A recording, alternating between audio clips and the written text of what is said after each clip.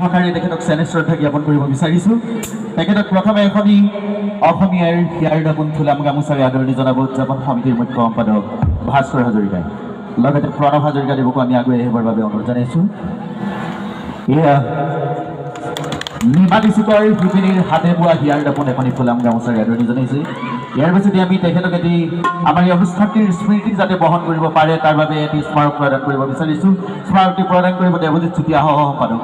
আমি তেখেতক আগুৱাই আহিবৰ বাবে অনুৰোধ জনাইছোঁ। এটি স্মাৰকেৰে তেখেতক আদৰণি জনাইছোঁ। ইয়াৰ পিছতে আমি অসমীয়াৰ স্বাভিমানী অসমীয়াৰ হিৰৰ মুকুট এটি ফুলাম জাপিৰে আদৰণি জনাব বিচাৰিছোঁ। তেখেতক আদৰণি জনাব প্ৰশান্ত হাজৰিকা সাংস্কৃতিক সম্পাদক। আমি প্ৰশান্ত হাজৰিকাক তেখেতক আদৰণি জনাবৰ বাবে অনুৰোধ জনাইছোঁ। এয়া এটি ফুলাম জাপিৰে আদৰণি জনাইছে। সকলোকে হাত চাপৰি দিব বিভিন্নভাৱে।